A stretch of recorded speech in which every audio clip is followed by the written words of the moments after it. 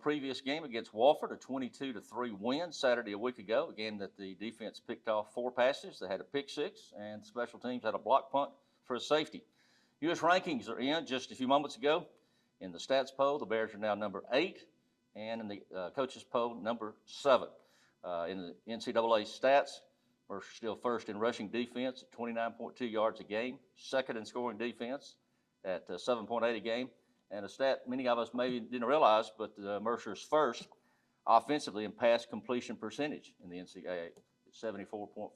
So pretty impressive thus far. Still work to be done, as these guys are about to share with us, I'm sure. But this Saturday, we welcome Princeton. And this is a real, I don't know if we call it a treat, but certainly prestigious. If you look at the Ivy League schedules, they don't travel a lot outside of the Ivy League. And certainly a trip this far makes it a big day for Mercer football, for Mercer to be hosting Princeton here at Five Star Stadium. With that, we'll bring up Coach Mike Jacobs. Good afternoon. Good to see everybody. Welcome back. Hope you guys got a chance to recharge a little bit on your bye week, at least away from Mercer football. So real quick, just kind of recapping the Wofford game a few weeks back. Certainly, one, we were lucky to get the game in with all that happened with the hurricane and whatnot, and our thoughts and prayers are still with those folks in Western North Carolina and the upstate of South Carolina. They were dealing with that, and certainly Georgia down in the Valdosta area and Augusta, areas most affected. But we were able to safely get on the road and travel. I thought that, again, for where the season's at, kind of the first half of it, to go on the road, to play well against what was a ranked team at the time, to get our second win on the road over a ranked opponent, our third win in the conference in the first month of the season, is really just a testament to our players, towards their approach to how they practice, and then certainly how they compete. As far as the game went, offensively, there's times where we struggled to move a little bit with the ball, but some of that was due to our quarterback going down. I thought Hesshorn stepped in and played pretty well in DJ's absence. I thought we ran the ball effectively when we needed to, and then certainly were able to capitalize and score late in the fourth quarter. Defensively, and it's kind of the great thing about this team is it's been a whatever it takes mentality, and whether that's offense, defense, or special teams, it seems that one of those areas seemed to shine each week, and certainly our defense did against Wofford. Rick mentioned the amount of turnovers. We had 4 takeaways in the game, all really big plays in their own right, whether they swung momentum, whether we scored points by them, or whether it kept them from getting into the end zone in a tight area. Really, that pick in the end zone I thought was a huge piece of momentum for us. And then the special teams, again, I thought they continue to not just be an afterthought and a service for us. They continue to be a very important part of our team and frankly how we've won games. And again, as you talk about momentum, the block punt in a close game really kind of was the floodgate that I felt opened us up to finish that game strongly. So thrilled with the win.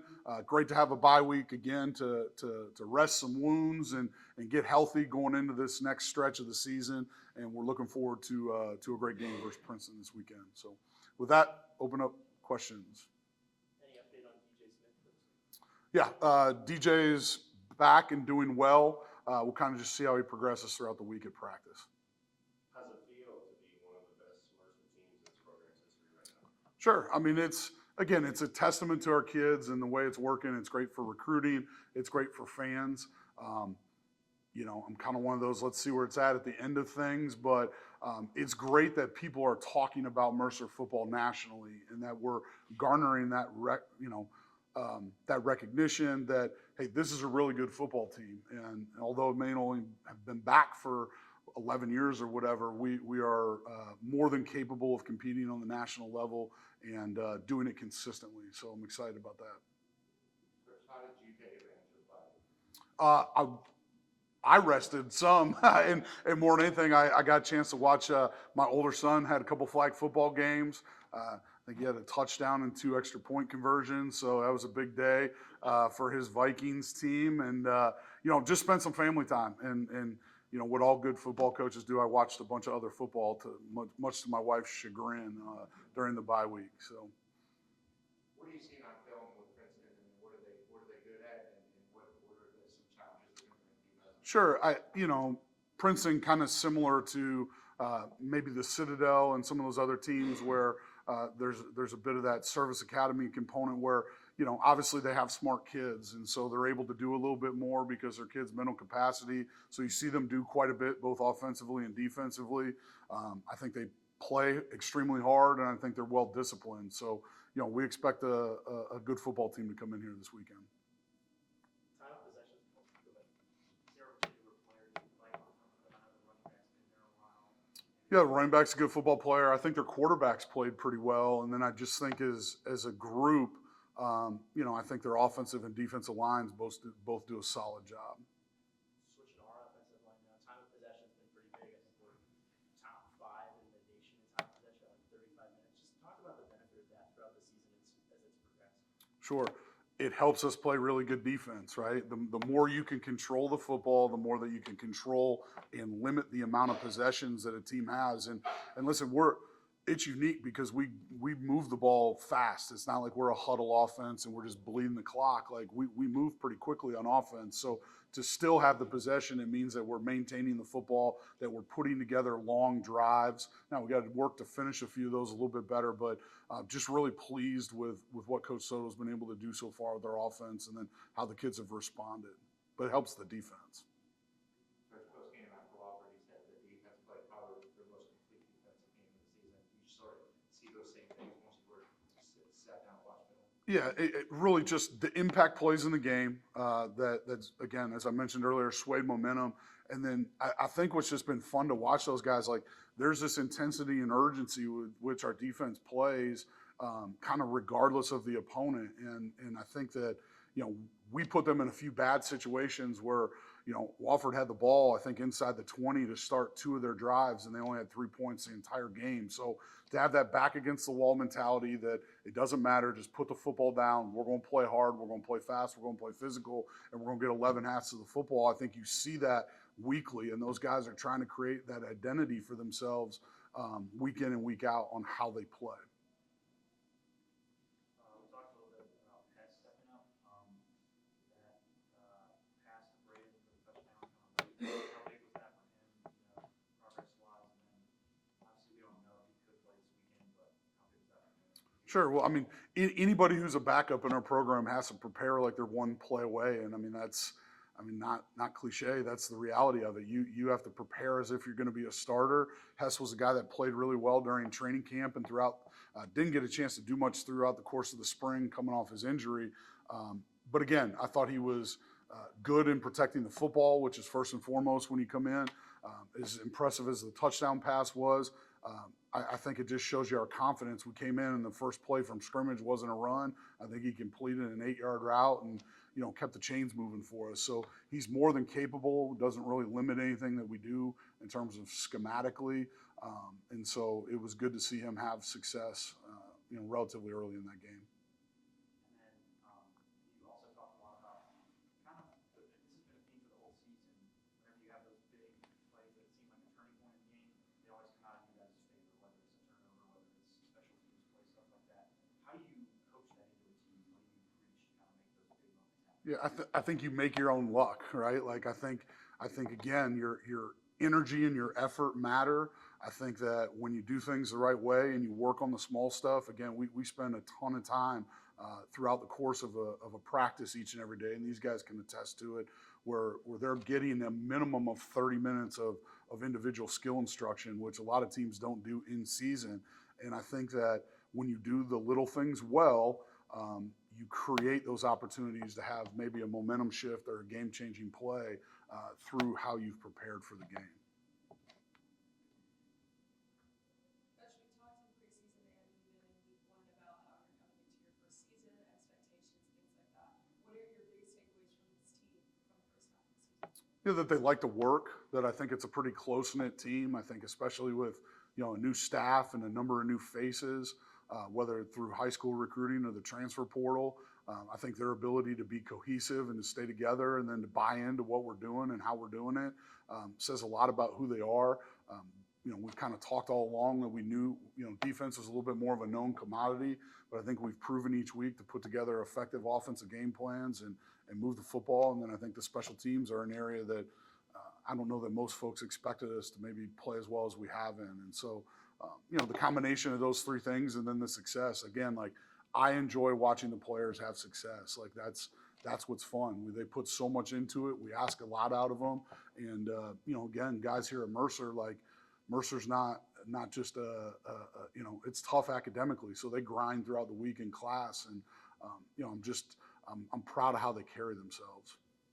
Coach, you get on this with the special teams, but the games like the Chattanooga game and even against Wofford, what kind of luxury is it for you to have a guy like John McConnell to go on the field or sort of flip the field for you and get things going? Yeah, John's been huge for us again.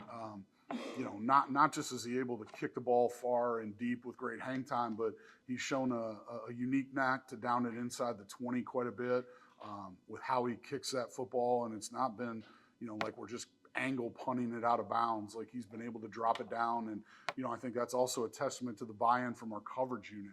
The gunners and those guys have done a tremendous job getting down there and downing the football. But, again, when you have a defense like ours that makes it tough for folks to run the football consistently, and the longer the distances of the field, when you can make folks go 85, 90 yards at a time, it just helps your chances on defense. They have to run more plays that way. So. We talked about the rankings too. It's kind of cliche, but how do you balance, being proud of that recognition, but also approaching it in the locker room?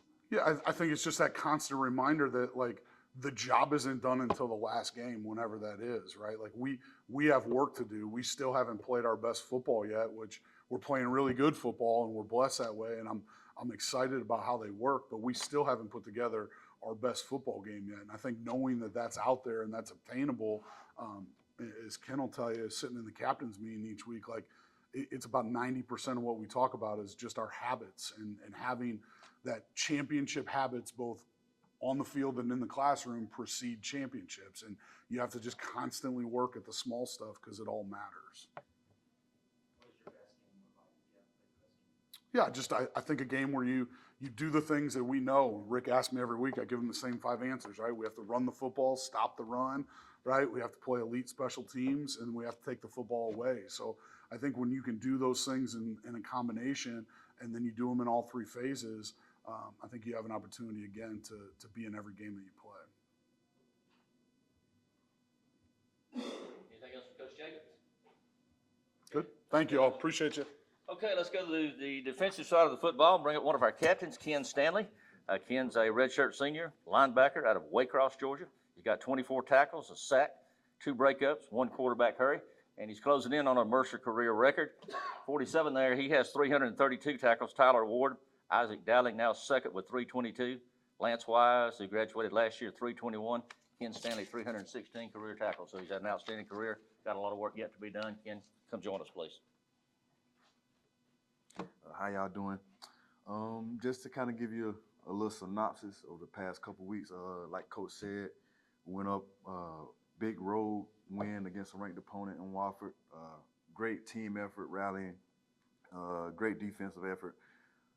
Like Coach said, one of our main goals is just making the team one-dimensional, and we stifled the run game and pestered the quarterback as much as we could. Those are key in any game. But coming into this bye week, it probably couldn't have came at a better time. Gave us a chance to, like Coach said, rest our wounds and really get back to the fundamentals of what got us to this point. Like Coach said, it's big on focusing on the little things, small details, because that's what has brought us our success so far. So why not get back to it in the bye week as we go on this next stretch? So, any questions? How much better does your body feel after a bye week? You want me to do it now? What's the difference between how much better your body feels? I mean, it feels very good. Like Coach said, we spend a lot of time more so individually, individual drills, just to get back into those fundamentals and those what's the word? I don't know, fundamentals. But guess it just helped us a lot. We didn't really bang too much, knowing it's going to be a long season, and we're optimistic on going very far in this season. So the bye week was very good to us. Where does this team rank among all the teams you've been a part of so far? It's up there. It's like Coach said. I know I keep saying that a lot, but we have a lot of camaraderie, a lot of togetherness. We play. It's a lot of guys out there playing for each other. Not so much selfishness as you may have seen. And each team has selfishness that I've been a part of, but this probably has been like the least selfish team I've been a part of. And I think that's a testament to our success. Just togetherness, no matter the outcome. There's going to be adversity in the games. Not pointing the finger, that's the biggest thing. Just accepting the task or the challenge at hand and just attacking it, really.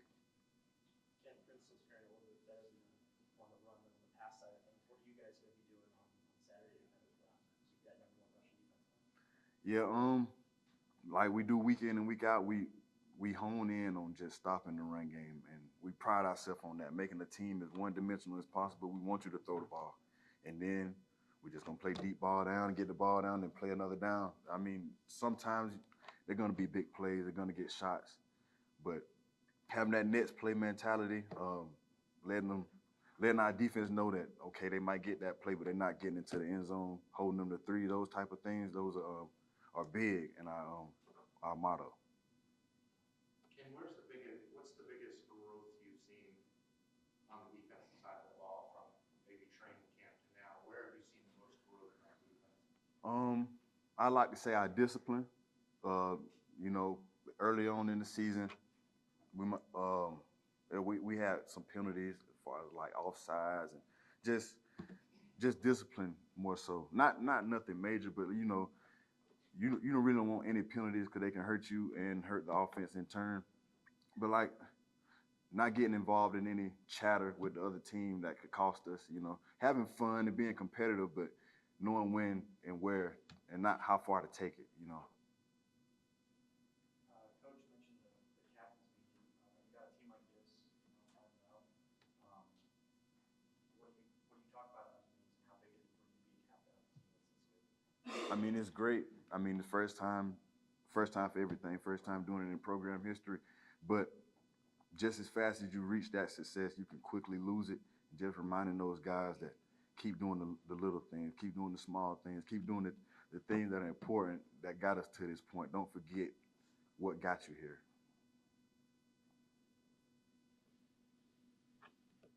Anything else, Ken? Thanks, sir. Appreciate it. Okay, I would say we go to the offensive side of the ball, but this guy does a little bit more than that. Braden Smith's a sophomore, wide receiver, special teams player, native of Macon, graduated from Tatnall Square Academy. He's rushed 44 yards, 17 catches for 240 yards and 3 touchdowns. He's averaging 15 yards a punt return, including a long of 75 for a touchdown, and he's averaging 23.5 yards on kick return. So we keep him busy. Braden, come join us, please. Good afternoon. Give us a little opening statement, how things are going, and how you spent your bye week. I don't know if I'll be able to do as well as Ken just did, but my bye week, I went to St. Simon's with my family and had a little relaxed time, chill time, and I feel like our season so far has been what was expected completely. And this upcoming week versus Princeton, I think we'll be able to handle business, same as the past 5 weeks. And I'm looking forward to it. Brandon, you've seen a lot of Mercer teams throughout your life, from the beginning when they brought it back in 2013. Where does this team rank in the teams that you've seen over the years? I hate to be biased, but I'd put us at 1. First 5-0 start ever, and it's just our connection, our bond within our team, with us getting a new coaching staff and not skipping a beat, just keep it rolling, and it's just unmatched. I feel like. Braden, top 20 right now in all-purpose yards in the FCS. Talk about the jump from your freshman year to this year and just how everything's going for you. It was a jump. I'd say it was a jump. But I think I was well prepared with Coach Fig being there to help me develop as a receiver. Playing more of a wingback position last year. Now playing receiver, Coach Figs helped me, every step of the way and walked me through everything. And I've enjoyed it. Braden, we see you at this news conference. You're kind of low-key and collectively, but on Saturday afternoon, roll out of the tunnel. Tell us about the transition to game day. Yeah, I like to turn the switch on Saturdays and just, forget about everything else that's going on and just focus on what we have in front of us and, do my best to contribute and do my job to get the job done. And it means a lot to you, the fact you are a guy who grew up in this area, a Mercer fan for a Oh, yeah. long time. Sure. Being somebody local with a lot of local friends and family, talk to us about that. It was great. We've actually sat at the 50-yard line, home side, all the way at the top every year, same season tickets. So every time I come out the tunnel, I know where my family's at. I'll point to them all the way up there, and it's awesome. Every game coming out from the Bear just feels completely unreal. During that Waffle game a few weeks ago, the offense moved the ball pretty well, but they just didn't have a touchdown in the first half. You guys eventually broke through and you scored that touchdown, and I feel like it really felt like a backbreaker for Waffle. So everyone dreams about like an overtime touchdown or whatever. How good did it feel to put that one across, especially with Hess throwing the ball? It felt good, especially with Hess being able to come in and just and do his job like he's been preparing every day in practice, like all of us. And it was good. Although I felt like the game was put away before then because of our outstanding defense, and then I know they weren't going to score any points. But it felt good to put that one up there so that everyone can see that our offense can 100% keep up and do great things. Just small things that are completely fixable, slightly holding us back right now.